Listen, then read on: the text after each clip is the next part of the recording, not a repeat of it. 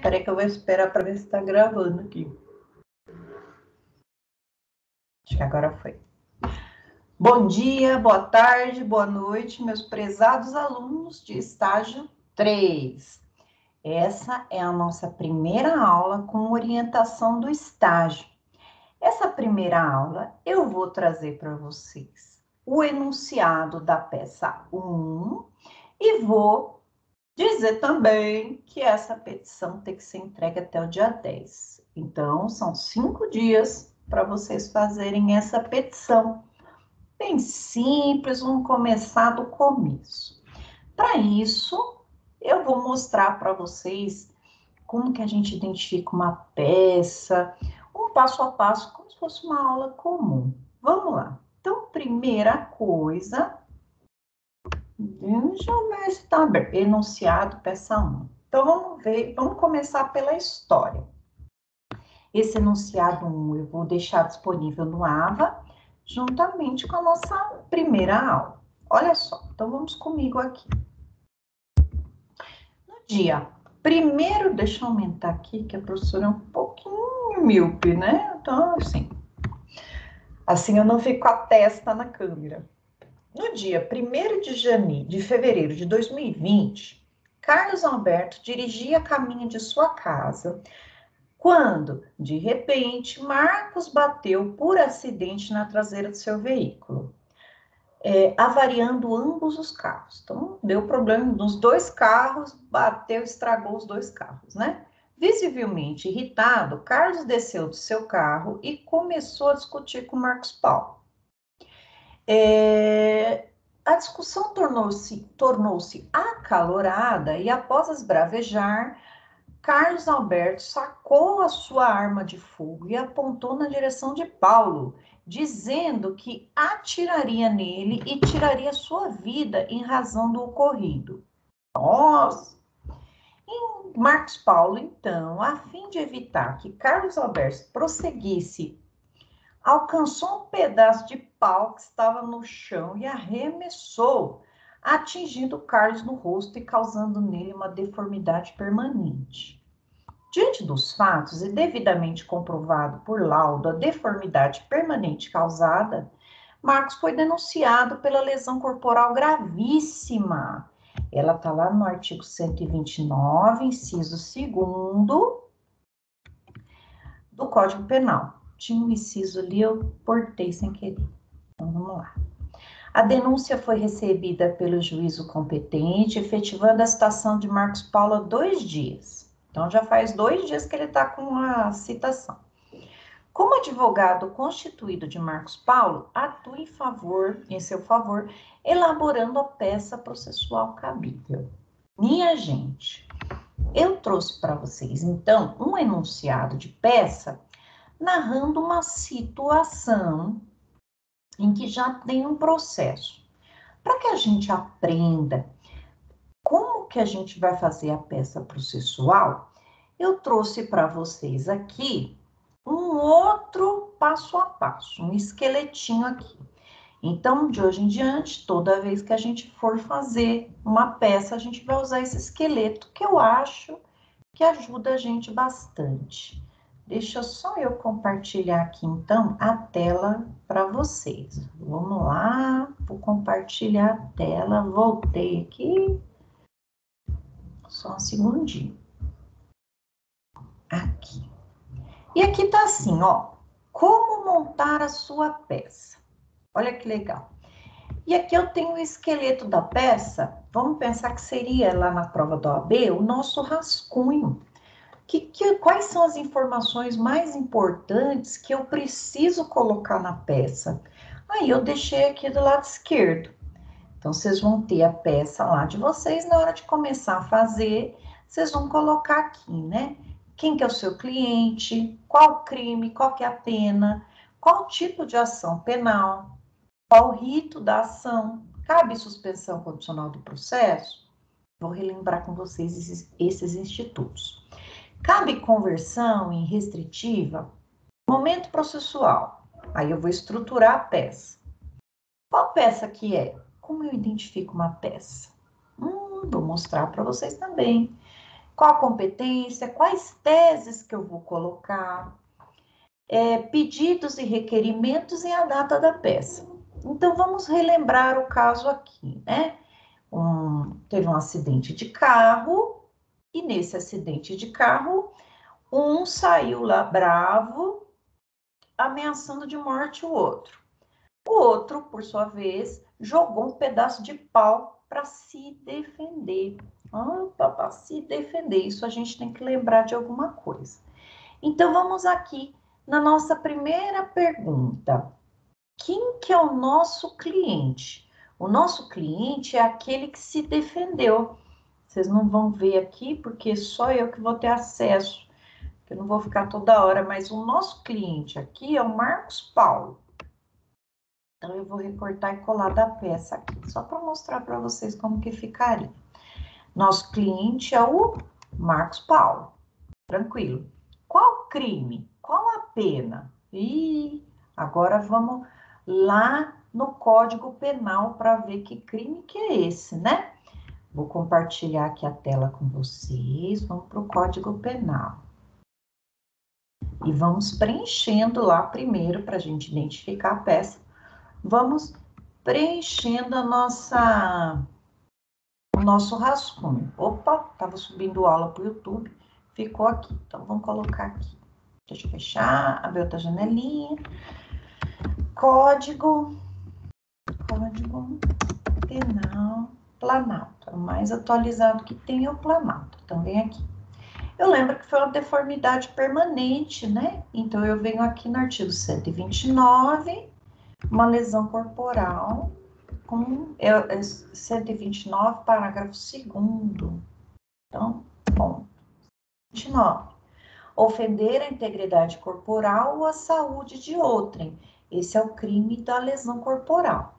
Nesse caso, nós tivemos uma lesão corporal de natureza gravíssima, porque está no inciso 2º, e teve a deformidade permanente do inciso 4º.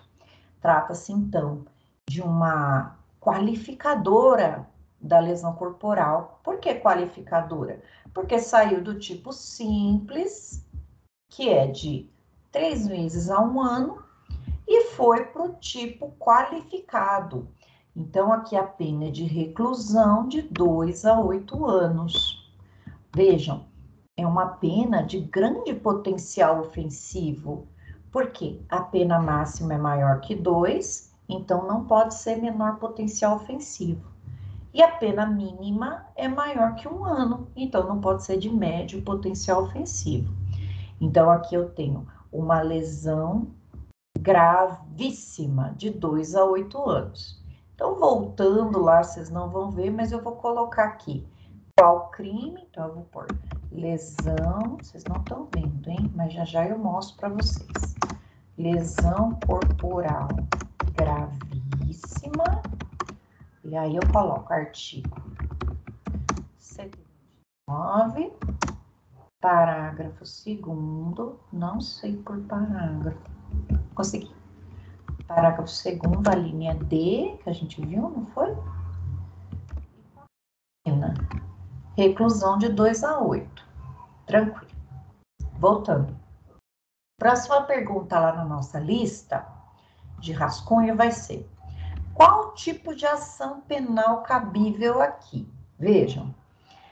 Se for ação penal pública incondicionada, significa que é o Ministério Público que atua. Se for a condicionada, é porque precisa de representação. No caso das lesões corporais, pessoal, as únicas que precisam de representação são as lesões corporais leves e as lesões corporais culposas, excluída a violência doméstica contra a mulher. Aonde vai estar isso, professora? Numa outra lei, na Lei 9.099 de 95. Na Lei 9.099 de 95, lá no artigo 89 da lei, está escrito assim, olha lá que legal. Isso cai em todas as provas da OAB, pessoal. A última prova, que foi a prova agora em 8 de agosto de 2021, caiu isso, e a mesma coisa, tá lá. Nos crimes em que a pena... Não, desculpa, é 89? Não, desculpa, artigo 88. Então, deixa eu fechar aqui para parar de marcar o 89. Nas hipóteses do Código Penal e da legislação penal, dependerá de representação a ação penal relativa aos crimes de lesões corporais leves e culposas. Então, a Lei 9.099 diz, se for lesão corporal de natureza leve, não é o caso, porque foi gravíssima, o laudo colocou deformidade permanente no rosto de Carlos, então trata-se de uma lesão corporal gravíssima. Então, não depende de representação. Então, exclui aqui. Lesão corporal leve e culposa vai depender de representação, exceto Maria da Penha. Maria da Penha não deixa ter representação, que a representação é um benefício, uma mamata para o réu. Então, nesse caso aqui, no caso de lesão corporal gravíssima, é uma ação penal pública incondicionada. O Ministério Público não precisa de nada de representação para agir. Então, ele não precisa de nenhum implemento da vítima. Havendo o laudo comprobatório da lesão gravíssima, que a gente fala de materialidade, e indícios suficientes de autoria, o Ministério Público já pode agir. Então, lá naquele rascunho que a gente faz, a próxima pergunta, vocês não estão vendo? Tá assim, qual tipo de ação penal? O tipo de ação penal aqui, eu vou dizer que é ação penal pública. Eu vou mostrar para vocês e também vou deixar de presente esse meu roteiro. Pública incondicionada. Então, eu sei que não precisa de representação. Qual o rito? É a próxima pergunta. O rito, minha gente, significa qual vai ser a sucessão de atos desse processo. Aqui a gente consegue, meu Deus, deixa eu deixar no modo avião, no celular. Aqui a gente consegue identificar a peça se a gente souber que rito que a gente está tratando. Explico. O rito nada mais é do que uma sequência de atos. Essa sequência de atos vai dizer, agora eu estou no ato X. Qual que é o próximo ato? Qual que é o Y? Né? O X é, não sei. Qual que é eu estou no ato 3, pronto, mais fácil. Qual que é o ato 4? O ato 4 que vai ser a peça. Então, é muito simples, mais ou menos, né? Para isso, eu também vou trazer uma ajuda para vocês, que vai ser legal. Então, como a gente identifica o rito? O rito vai estar lá no CPP. Então, vamos lá. Código de Processo Penal, Planalto. O CPP, lembra, vocês vão estar com o código na mão. Então, vocês vão saber qual que é o rito que vocês vão ter. Como que eu vou saber, professora? A gente vem aqui em rito comum. Rico, coloquei. É rito.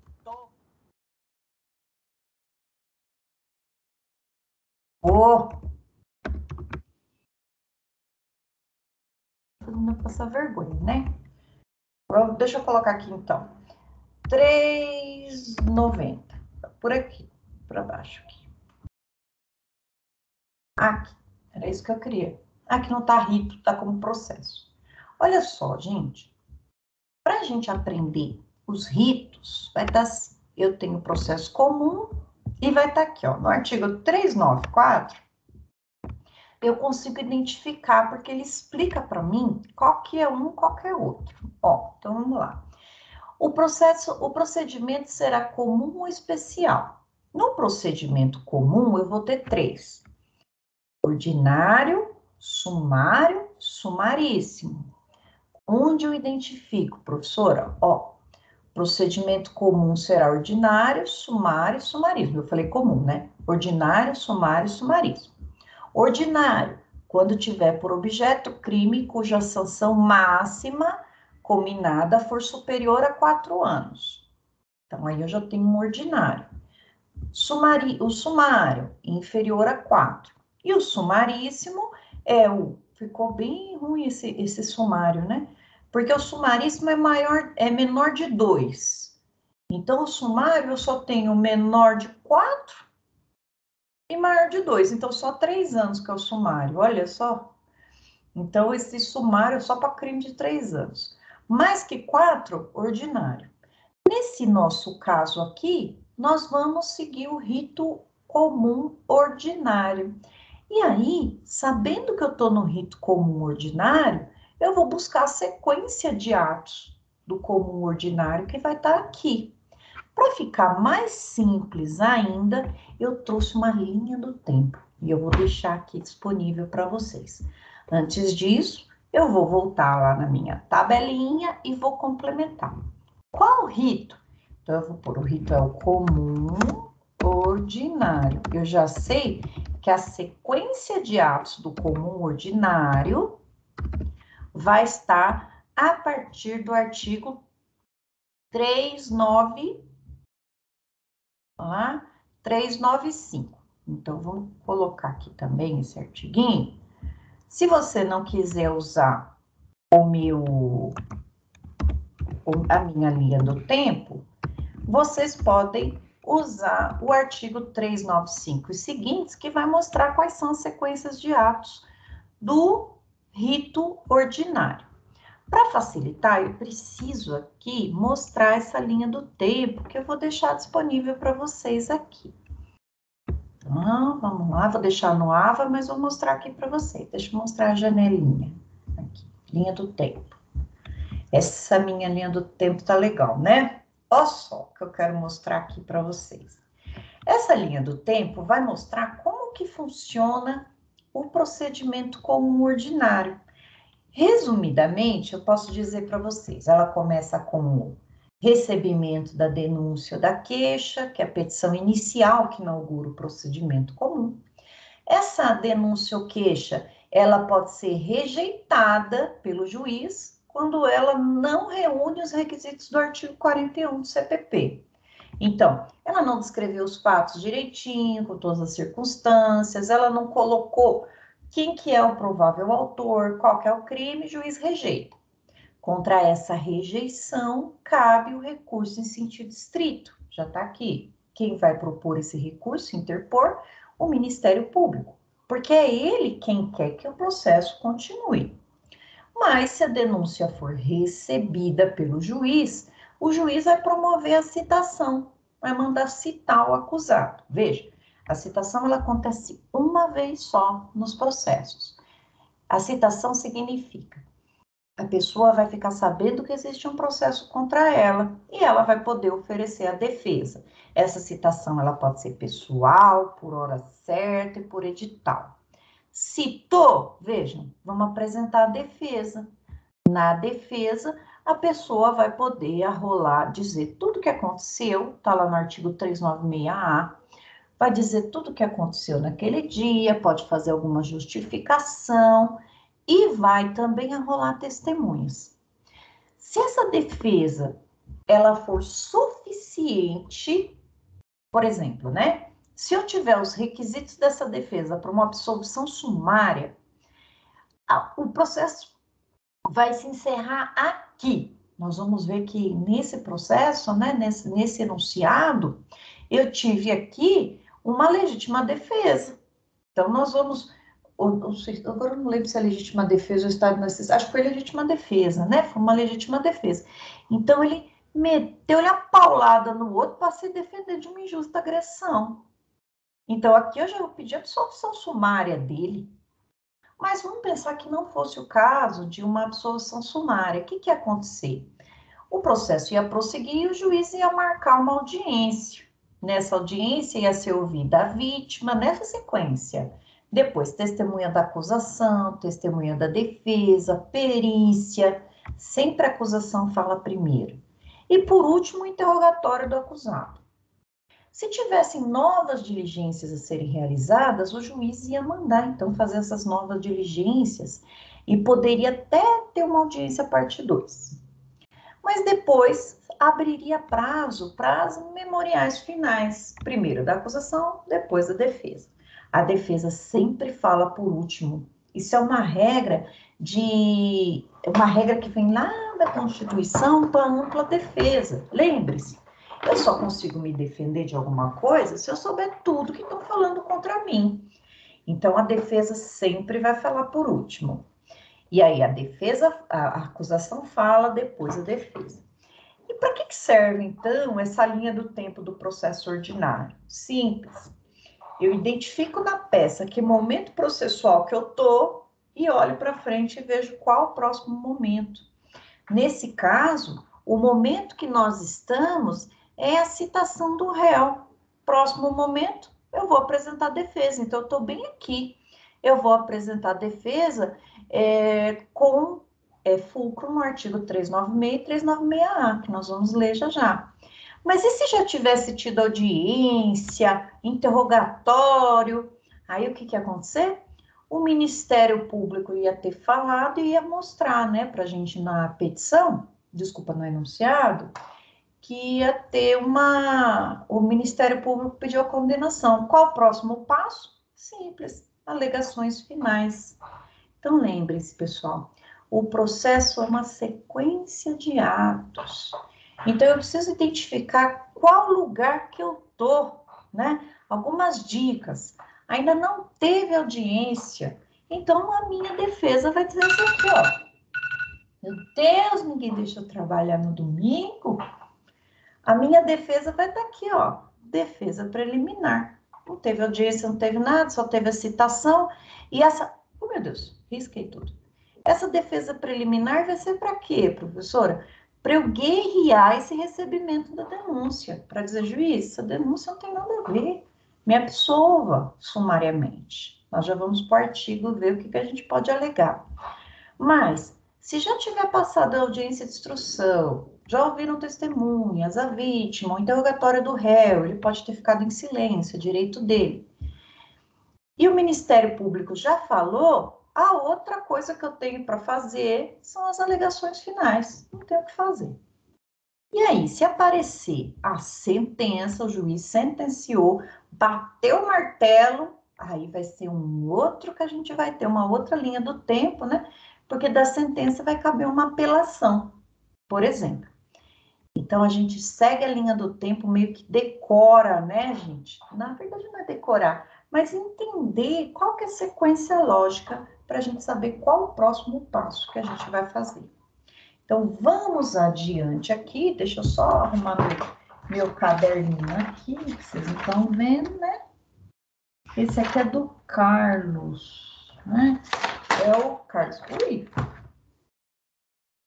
Então, vamos lá. Vou voltar aqui para minha... Eu queria um jeito de mostrar as telas para vocês sem eu ficar trocando, mas não aprendi. Então, vocês têm que ter um pouco de paciência aí com a Pro. Então, vamos voltar aqui. Então, a gente já sabe que trata-se do rito ordinário. Vamos lá para o 396A. 396 e 396A. Veja. Então, vai ter a denúncia, né? Olha lá, aplica-se e tal. Eu vou ter lá. 396, eu quero. A denúncia será rejeitada. 396. Olha lá. Então, vamos ler aqui. Nos processos ordinários sumário, oferecida a denúncia ou queixa, se o juiz não fizer uma rejeição liminar, recebê-la-á e ordenará a citação do acusado para responder à acusação por escrito no prazo de 10 dias. No caso de citação por edital, que não é o caso aqui nosso, o prazo da defesa começará a fluir a partir do comparecimento. Não. Na resposta, que é essa que nós vamos fazer hoje, a peça é resposta à acusação, o acusado poderá arguir preliminar e alegar tudo de interesse à defesa, oferecer documento, justificação, especificar as provas pretendidas e arrolar testemunha, qualificando quando necessário. Não apresentada a resposta no prazo legal, então o que eu preciso saber? Só 396A, que é o que eu vou arguir, e os 10 dias. Vamos, então, voltar aqui para o nosso enunciado, para eu mostrar para vocês. Então, vamos ler novamente o enunciado, que vai deixar mais claro para a gente que momento processual que a gente está. Então, olha lá.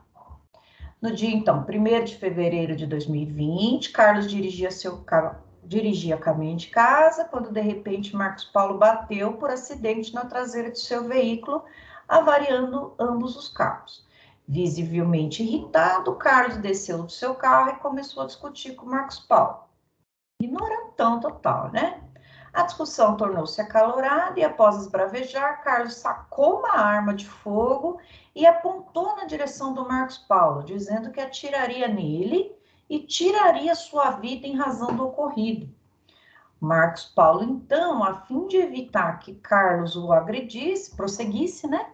Alcançou um pedaço de pau que estava no chão e arremessou, atingindo no rosto, causando nele uma deformidade permanente.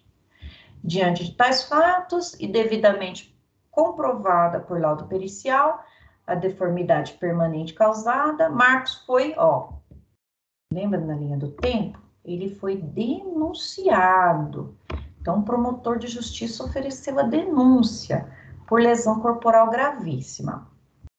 A denúncia foi recebida pelo juiz competente, efetivando a citação. Então, a denúncia foi recebida e efetivou a citação de Marcos Paulo 2 dias.